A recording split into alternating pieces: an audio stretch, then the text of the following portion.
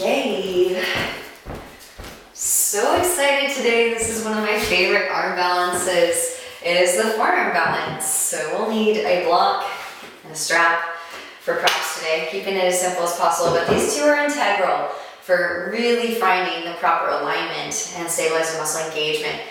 Starting right away in tabletop pose. Lower it down onto your forearms. Forearm tabletop. Right away, inhale, melt heart, forward and up. Sit bones reach up, gaze up. Cow pose. Exhale, round and spine, gaze at navel. Right away, you're probably noticing. Inhale, melt heart, forward and up. Sit bones reach up. Exhale to round. Moving in and out of your cat-cow shapes. Now you can actually pull more energy up with more surface area connecting to the floor. And it also trains different muscles to engage.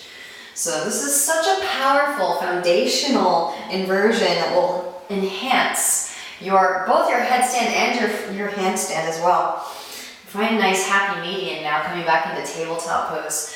Tuck your toes, press down through the big toe mounds, and rise the knees up and back, coming into your dolphin pose. It's okay if the heels don't touch the mat. In fact, that's actually a good thing. You want to continuously drive the heels down towards the mat to lengthen the backs of the legs.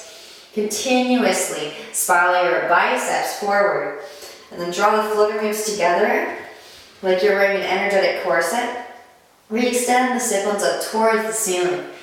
So working this angle is a lot easier than working the forearm balance angle, which is straight up and down. It provides a nice slant, so you can start to build muscle strength. And even just holding in this posture for prolonged periods of time will build strength around the bones, firming and toning the muscles in the arms. Now just to kind of get some movement and explore the range of motion of the humerus hip bone in the ball and socket joint that is the shoulder, we'll flow through a couple dolphin push-ups. So lifting your heels, bend your knees, coil up some potential energy in your legs, and then spring load your roll forward into your forearm plank. And then same thing, like a teeter-totter, we'll start with the arms pressing down through both forearms. Ride the energy up, rounding the upper spine like in cat pose. Roll the spine up and back, coming back into your dolphin pose. So undulations through the spine like a rippling wave. Lift heels, bend knees, roll the spine forward into your forearm plank. Press it up and back, dolphin pose. And of course, feel free to add repetition if you'd like. I'm just introducing you to these exercises to gently warm up the shoulder girdle. And then rolling it forward into your forearm plank once more. The sun's coming out more. You're slower into your Sphinx pose. Got that solar plexus activation happening right now. Now pressing down through the forearms, broaden across your collarbones. Then re-extend energetically out through your feet, out to the big toe mounts. This is the Egyptian cat, so you really want to feel like the Sphinx in Egypt. There is a lot of energy conduction, although there is a lot of surface area making contact with the earth. With this energy conduction through the spine, drop the right ear towards the right shoulder, and then let your chin steadily roll through your chest, lift your left shoulder. Moving from side to side, just gently opening up, waking up the cervical spine. Again, feel free to modify as needed. Always listen to your body and just go as far as feels comfortable. Practicing ahimsa, non-violence towards the self, lovingly expanding our consciousness in the microcosm. Coming back through to center. This is one of my favorites. It doesn't get taught a lot, but the seal pose. So you'll straighten through your arms and lift your chest up. Now from here, you can actually take some shoulder circles. Really lovely. You're building strength as well as opening up the joint so that you can plug the humerus head bone into the shoulder socket. And then switch the direction of your circles. Arms still engaging, so you're drawing energy up through the arms and transferring that energy into the shoulder joint to massage the shoulder joint as well as build strength. Now walk the hands to the outer edges of the mat. Lift up onto your fingertips and spread the elbows wide. Cactus the arms. Lift your chest up. Broaden across your collarbones. Drop right shoulder gaze over your left. Inhaling through center. Exhale, drop left shoulder gaze over the right. And the shoulder doesn't have to meet the ground. Just go as far as feels comfortable. Inhale through center. And exhale, twist. This is really just essentially opening up the shoulder girdle so that we can find some openness across the chest and breathe deeply while in our inversion. Chest cavity open and ready to receive. Back through to center as you inhale. Puff chest and then slowly releasing it back down.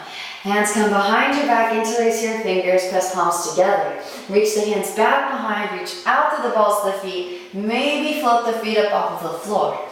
Maintain the chin lock, tuck the chin and extend out through crown. Spiral the inner thighs up towards the ceiling. Deep breaths. Keep this engagement across the chest and then gently release the interlace. Hands slide underneath your shoulders, alongside your rib cage. Press down, add strength, and then wrap your elbows in, roll your shoulders back, puff your chest. Bhujangasana, the cobra pose. Now slowly lowering it back down again. Beautiful work. Slide the arms forward back into your Sphinx. Again, wrap the elbows in ever so slightly. So you're even making a trapezoid with your arms. The skin tends to be loose, so it'll slide out into a perfect square. Then tuck your toes, press down through the big toe mounds, lift your kneecaps up. Lift your hips up in line with your shoulders, coming back into your forearm plank. A little bit more core engagement just to trick ourselves into engaging our core to transfer energy through the midsection. Alternating knee taps. Such a great way to trick those deep core muscles into engaging. And then both knees at the same time. Lift back up again. Now right arm comes to a 45. Rotate onto the outer edge of the right foot. Left arm sweeps up, come into a forearm side plank.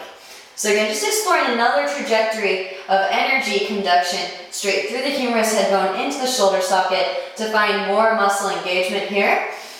If you'd like to, you can actually step the left foot back behind, and as you're creating strength, gently open up the front of the right shoulder, opening up the pectoralis.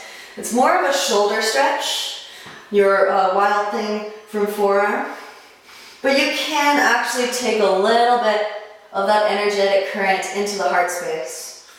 Then when you're ready, switching sides. So we're also building strength in the bend. Left arm to 45, rotate onto the outer edge of the left foot, right arm sweeps up. Again, you're pushing the floor away, but also receiving that energy back into the shoulder socket. It's a standing still wave of energy, continuously sending energy. Right foot can step back behind, press down through both feet, lift the hips up, and expand maybe just a little bit across the heart center, but it is more of a shoulder stretch. We want ourselves to be elastic, but also strong, like steel. Back into your forearm plank. Pause and hold. And hips lift up and back, dolphin pose. Little bit of review. So this is to engage the adductor muscles and make sure they're engaging. I love doing this at the beginning of a practice to make sure I'm engaging the right unseen actions, muscle recruitment. Spread the fingers wide. Now press down through the palms and lift your elbows up off of the floor, straightening through both of your arms, arriving in your downward facing dog pose. Now lower the elbows down. Wrap the elbows in towards midline. Slowly hover the elbows just above the mat a couple inches. It should be challenging. This is activating all of the right muscles for all of your inversions. Of course, we will be working with the bent elbow and our forearm balance, pincha mayurasana. Set back down. Now again, press up, lift up, arrive in your downward facing dog pose. And release the knees down to the mat. Walk the hands in. Take a seat on top of your heels. Manually tuck the pinky toes. So all of your toes or tucked under. And this will enhance your proprioception of your feet when you get upside down. All right, so here we go. Here are the props. And again, you can untuck those toes whenever you feel any discomfort. It can be a little bit much. It is called the Vajrasana broken toe pose. So not everybody's favorite, although it does grow on you. Take your strap. You'll thread the tail through both rings and then back through to make a nice firm loop that will stay where we want it to stay, which is about, I've already done mine, but from armpit to armpit. Now the loop will come around your upper arms and you'll take your block and come. And this is very specific, so I'm going to get into it a little bit because sometimes people will hold it this way, and I think that it definitely slows down their rate of growth tremendously, because when you hold the block this way, right, that's a codependent relationship with block. You can rewire your brain. It just might take a little bit longer. So L shape between the thumb and the index finger, come to the edge of the block, and then you're pressing your palms into the earth already. So there's already that connection. The reason why we're doing this is because, of course, most people, when they don't use the props, their elbows will slide out to the sides and the hands will slide together because the proper weight distribution in the foundation isn't learned yet. And those muscles take some time to come in, so be patient. Really quickly, walk your hands forward. Untuck your toes. Gentle drum will kick your feet out. Windshield wiper your heels. And toes untucked. Take a seat on top of your heels. Walk your hands back, lift your knees up, stretching out the bridges of the feet. I know this isn't everybody's favorite, but as you get more and more into inversions, it becomes a favorite because all of a sudden you can feel with your whole leg in space, right? If you can feel to your feet, usually you can start to build up a energetic repertoire of liaison between the rest of the nervous system in your feet. Lift up on top of toe knuckles, maybe. Woo! That was a lot of toe knuckle pops. All right, so let's take this against the wall. Measure it out about a leg's distance away from wall. So about here. You can literally sit out and measure it out. I'd also recommend, if you have a phone, which just about everybody does, you usually also have a video camera recorder. So take a video. It's not narcissistic if you're doing it on behalf of the whole universe. And no one needs to see your bad alignment, although you are the whole universe, so I'm just kidding. The strap comes around your upper arms. Notice I use the block as a measuring stick. But now that I know where my elbows go, I can use the block from between my hands. The reason why we're doing L shape first is so that you can imprint hips directly over shoulders. So again, we measured out a leg's distance. Walk your feet up the wall. You won't need to go as high as the handstand L shape. Press down through the outer upper arms. And then spread the fingers wide. Already starting to get comfortable with sending energy into the hands. So eventually we won't need the block anymore. Maybe one leg extends straight up. And hold.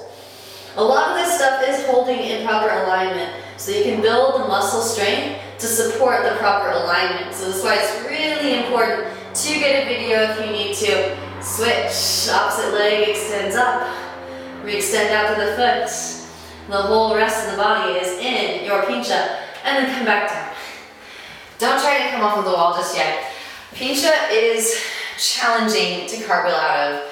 It's a really awkward one to cartwheel out of. I actually never cartwheel out of it because it just doesn't feel right in my body. I do see some people do it, but it feels really awkward to me. So I actually prefer lowering my feet down in a scorpion into a back bend, doing Padma Dandasana. And that will be another video. We'll come back around to it. We're setting the foundation today. So now that we've done that once in L shape against the wall, now you can turn to face the wall and hop it up.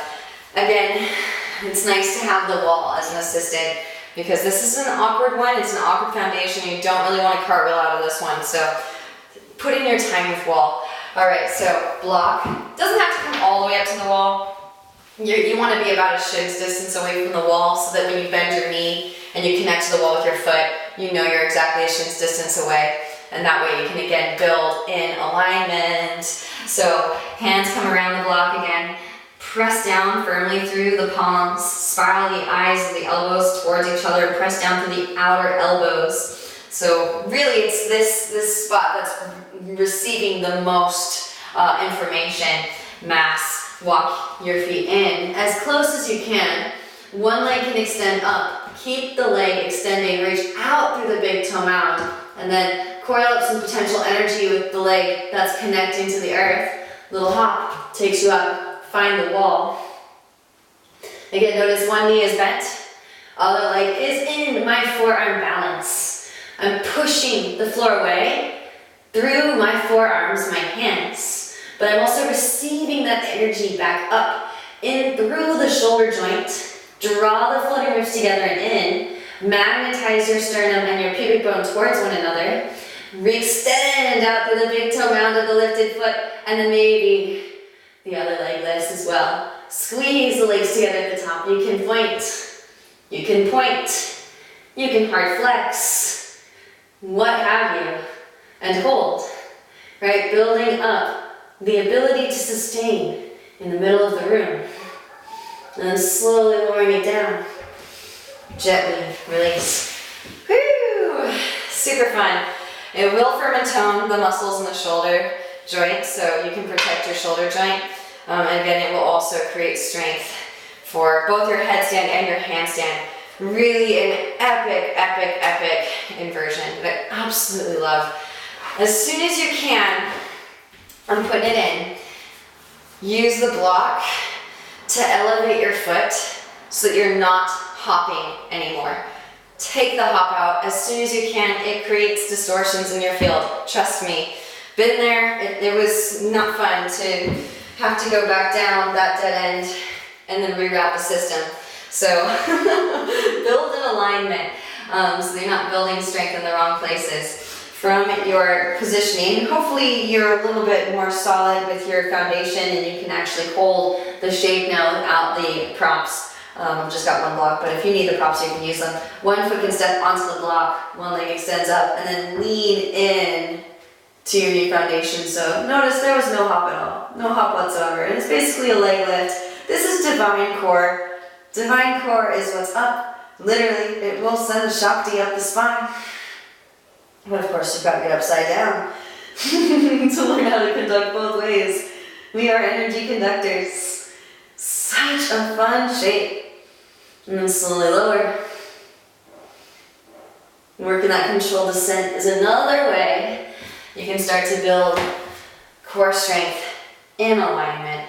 So that being said, we'll come back another day for hollow back and scorpion.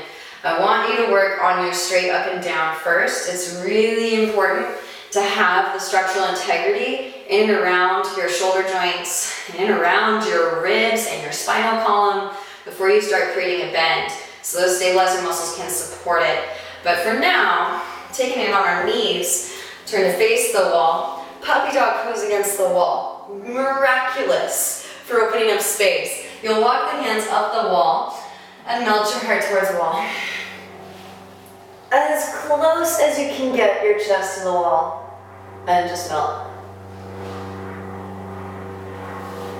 When you do inversions, it's like putting metal into a fire, and you as the blacksmith are responsible for using that heat resourcefully so that it isn't wasted, right? The fire releases water element. Waste not the water element, because otherwise it just sits and you'll create an abundance, an overabundance that creates an imbalance of masculine energy. Again, we are androgynous beings energetically, so you already want to start to work into these spaces and create the feminine aspect, even if you aren't doing a bend while upside down just yet. And this will also prepare your body for doing major bends, inverted back bends, essentially. And that is just that I will definitely give you some air technology or activation. So hopefully you're as excited about third eye activation as me. Really quickly, lie it down back into your Sphinx. Arms come out to a T and gaze over at the right hand in line with the right shoulder. Left hand will come into underneath your left shoulder. Bend your left knee and then roll onto your right side body. You can reach your left hand back for your right fingertips. Send in breath. Again, feel free to stay as long as you need and then switching sides. Left arm extends out. Right hand underneath right shoulder. Bend right knee, roll onto your left side body.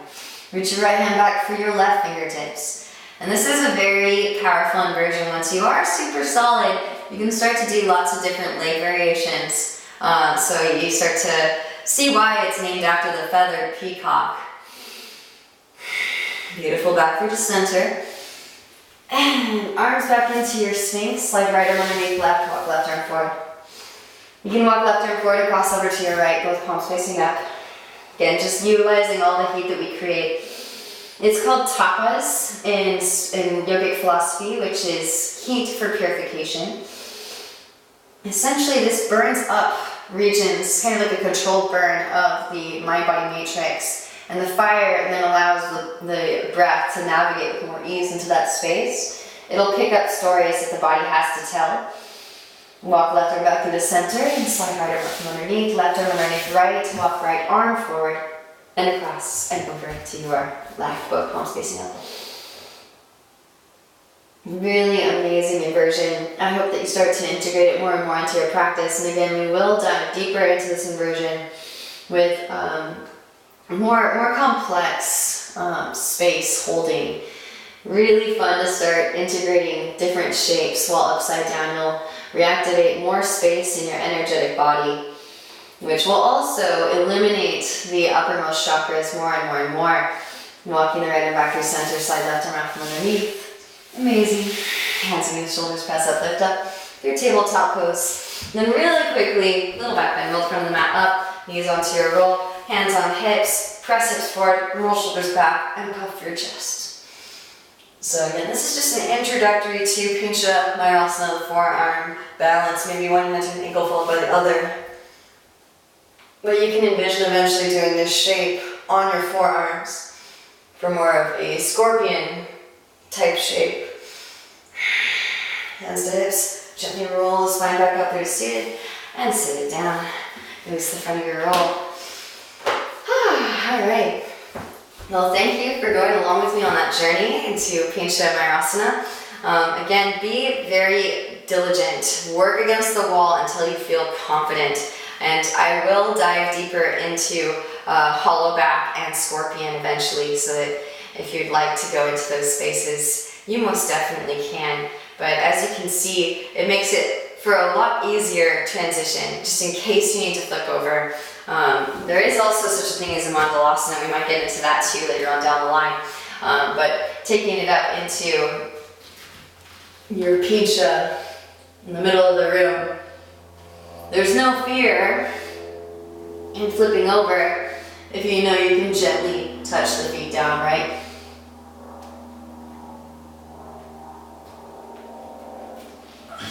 Into Dvipada Viparita Dandasana.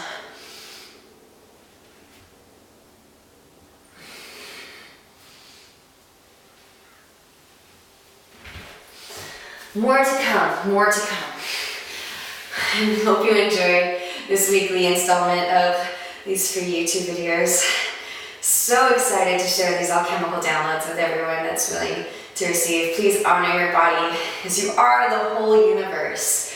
So thank you on behalf of all of existence for sharing life force energy and expanding consciousness in your microcosm. Namaste. Yeah!